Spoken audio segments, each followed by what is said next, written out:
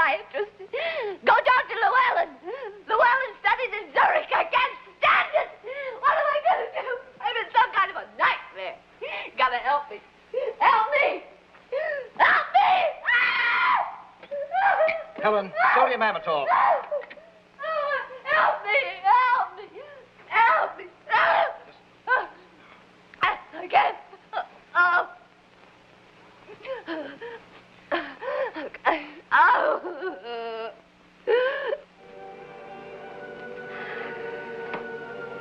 How complex is the human mind? It has been compared to the atom bomb, whose two elements, when kept apart, are perfectly harmless. So it is with the conscious and the subconscious of the human mind.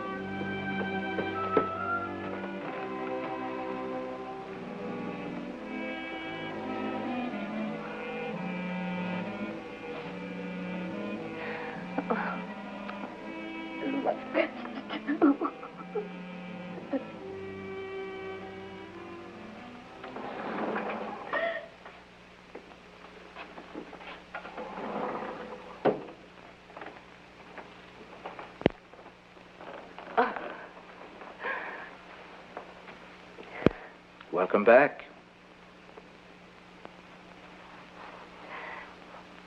How long was I asleep?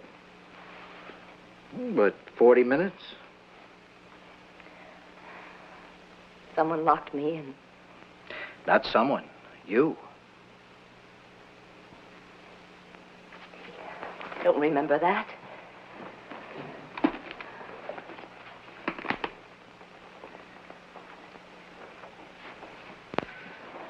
Your subconscious didn't trust me. Sometimes even a sedative won't stop a reaction, a fear reaction.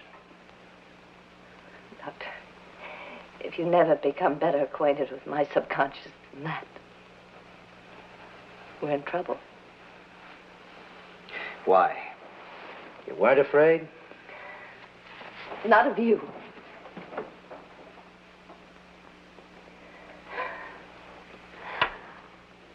If I can't be calm, I can at least be accurate.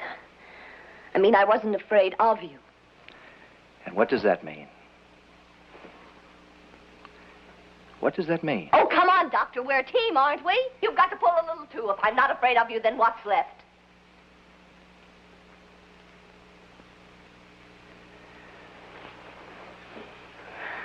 Oh, don't call the nurse. I'm all right, really. I wasn't going to.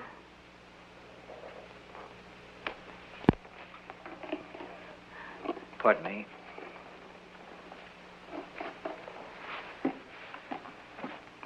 Tape recorder. Unless you mind.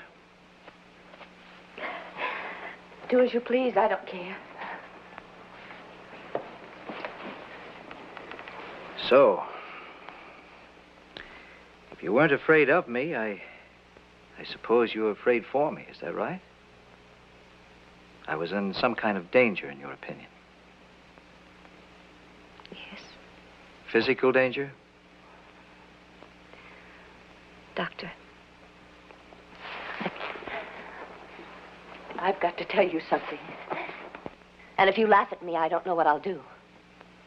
I wouldn't think of laughing. I was afraid I'd get so mad at you I'd wish you dead and you'd die.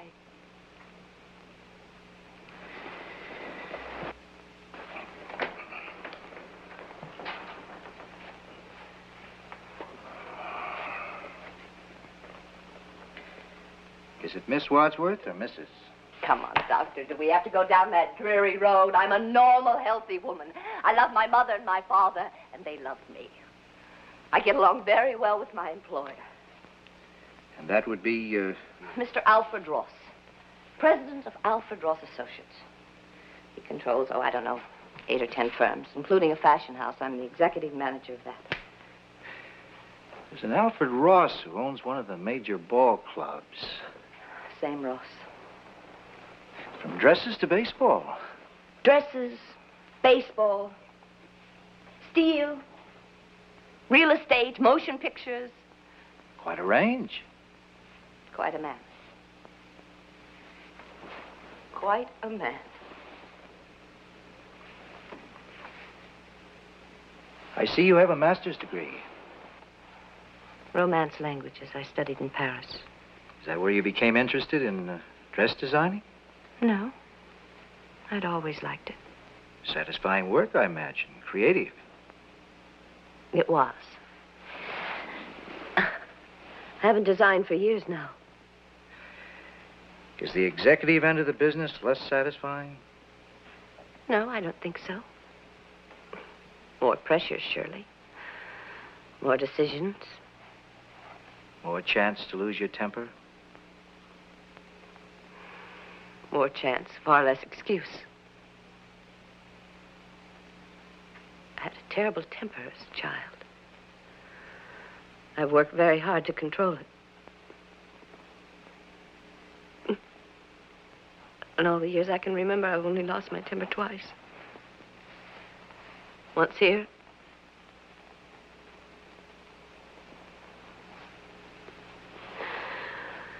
And once 3 weeks ago. And what happened 3 weeks ago?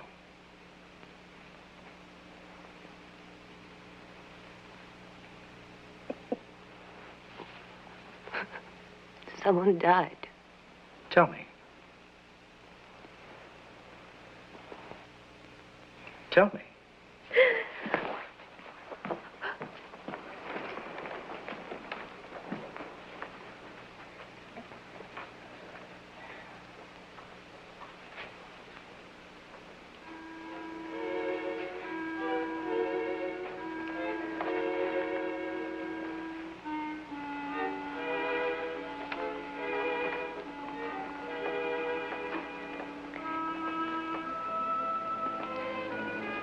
It was a hot, sultry day.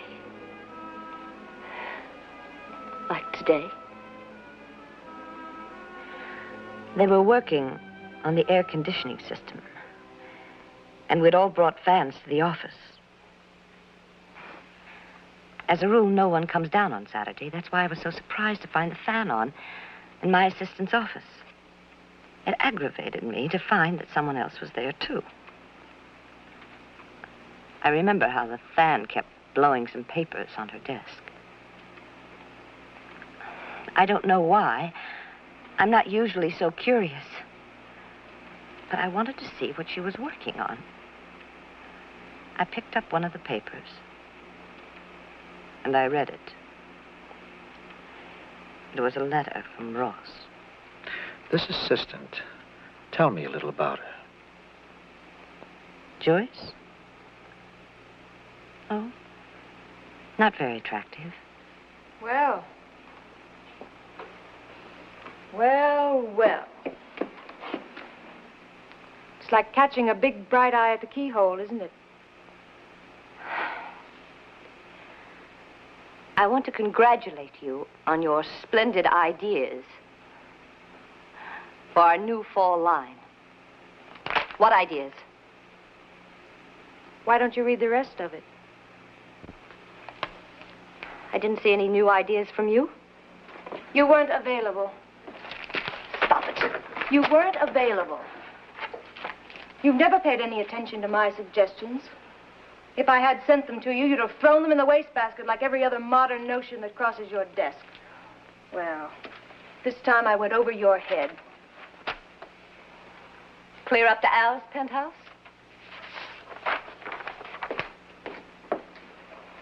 It's a lovely penthouse.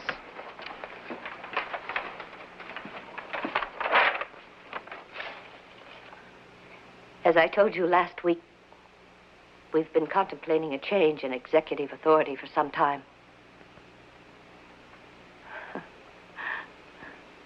I wonder if you would be available for luncheon on the 31st,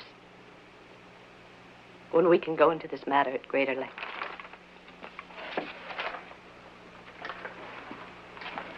The world turns, dear. If you can't hang on, then step off gracefully. Why, you vicious little slug. Get out. Right now. My thick-legged little campus queen. Who do you think you're playing games with? Some child off the street? Get out! I picked you up by the scruff of your dirty neck, and I can drop you again. You've never seen the day when you can replace me around here, and you never will. You know, Karen, you're very unattractive when you lose your temper. Why, you little...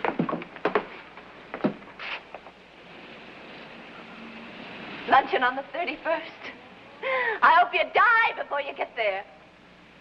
I hope you die. Die. Die. Die. Die. Die.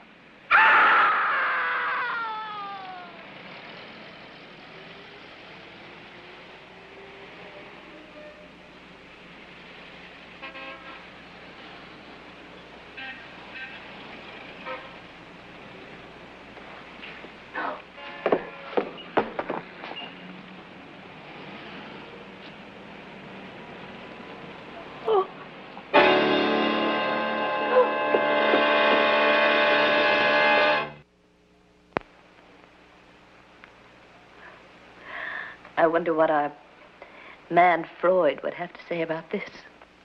I think he'd be most interested and sympathetic. He'd say I'd lost my mind. Not in the least. But it happened. What happened? I killed Joyce Chapman. No. What happened was that Joyce Chapman died coincidentally with a desire on your part to see her dead. You've constructed a guilt bridge between two unconnected events in order to punish yourself. I don't see that they're unconnected at all.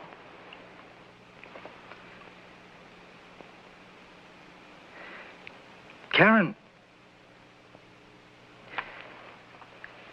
suppose you were a little girl, and I knew that an eclipse was due, and I told you to take a deep breath and try to blow out the sun, and you found you could. Wouldn't those two unconnected events make you feel guilty?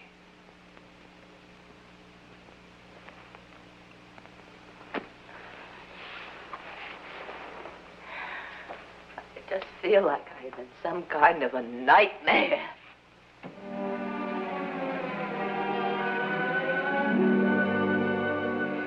The autopsy indicated she was probably dead before she hit the street. Well, how? We found a ruptured cerebral aneurysm at the base of the brain, the circle of Willis. It so happened that the skull was almost untouched. Well, of course, the aneurysm was indicated in her past history. Well, no. May I see this? But an artery just doesn't suddenly dilate.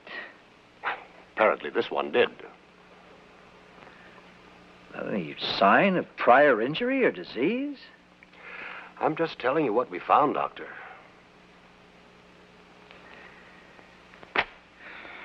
Well, makes my job a little more difficult. Why? My patient believes she willed Miss Chapman dead. What's this woman's background? General hysteria? No, just the opposite. Intelligent, alert. Executive manager of a dress firm here. Alfred Ross Associates. Alfred Ross? Yes, why? Oh, nothing. Only I've known Al Ross for 20 years, I guess. He was a fine man. Was? Yes, he keeled over on the golf course last night at 6 o'clock. Tragic. 49. That's too young. You sure you're the right man? Read in the paper today, and Alfred Ross was on TV last night. They taped that program a week ago. Oh. Coronary? I don't know. He'd never shown any indication. Maybe your woman's been practicing her voodoo again, Doctor. Yes. Maybe. How do you feel? How do I feel? Like dancing. I spent the weekend in the country. I haven't heard a telephone ring or read a newspaper or... Oh, I forgot. I did see a television show, though. You'll never guess who I saw. Who? Ross. I can't escape him. He's like Big Brother, you know? There he was, holding forth in his usual assured way. All about fashions, all wrong. And I suddenly realized that it wasn't just Joyce that was trying to put the knife in me. And I got madder and madder. And I saw that funny little smile, like a little boy, like a cruel little boy. I suddenly said, the wrong one died. And I got so scared that I couldn't look. But then he went right on talking, and when I did look, he was right there, alive as ever. And I knew it was all in my head. Now, do you know why I feel like dancing? When did this happen? Around 6. Have you ever been hypnotized, Karen? Oh, yes, I tell you, I am the best subject in the world. Fine, Every time fine. You lie down there. All right.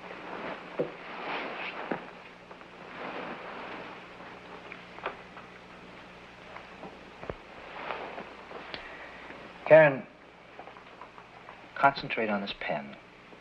Think of nothing but the pen.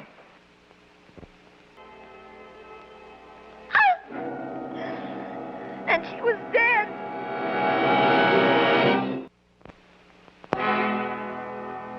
And she was dead.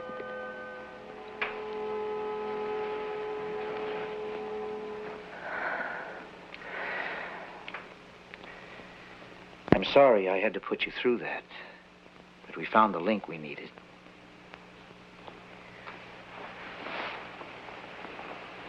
Poor little girl. Which one?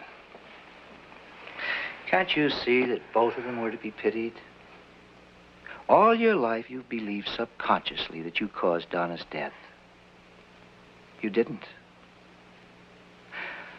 Look at it now through adult eyes.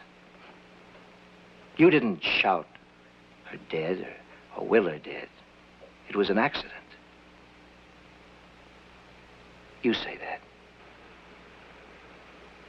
It was an accident. It was. It was an accident. Nothing happened to Al Ross, did it? Did it? Karen. I'm going to tell you something because I don't want you to walk out of here and discover it yourself. Tell me what? Alfred Ross apparently had a heart condition. That's not true. Had a heart condition? He died last night. But I saw him afterwards on the television show. The program was taped. Oh, then it was my fault. It was my fault. They were unconnected events. Oh, you can't still believe it. I can prove it. No. Karen, listen to me. Wish me dead. Oh, no. Wish me dead. No, leave me alone. Why won't you try? Are you afraid to try? Are you afraid it won't work? That you'll have to give up this fantastic superstition? No. No. Gives you a great ego gratification, doesn't it? Makes you feel like a god, doesn't it? That makes you feel great, doesn't it? That's why you won't test it. Karen, you've got to give up this crutch now. Karen, listen to me. Think of loyalty. Oh. Why is it always a one-way street with you? Why can't you return it to your friends, your doctor, anybody? Oh, I know what you're trying to do. Listen to me. Look at me. I am not going to hate you. Say it. No. Wish me dead. No. Be quiet. Or what? You'll buy a wax doll and stick pins in it? You'll utter your abracadabra at me like a 20th century witch? Say it yourself and stop me. Say it! So tired, I wish I were dead.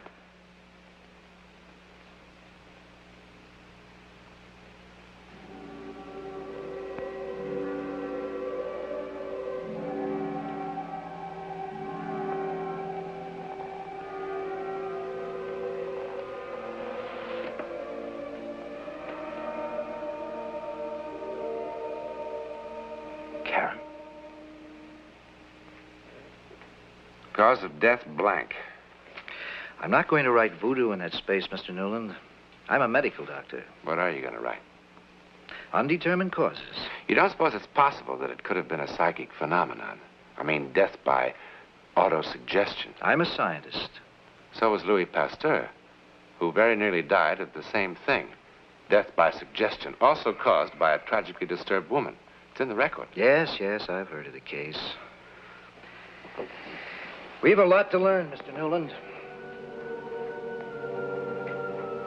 A lot to learn, indeed. What really happened to Karen Wadsworth? A series of cruel and bewildering coincidences? Or a few moments of hate and despair so enormous they could actually be felt by others?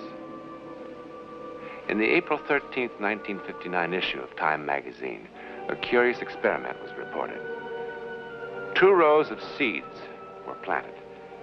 The seeds were chosen from the same package, planted in the same earth by the same people, and cared for and tended equally, with one exception. The first row was prayed over. The second was cursed. The first row flourished. The second withered.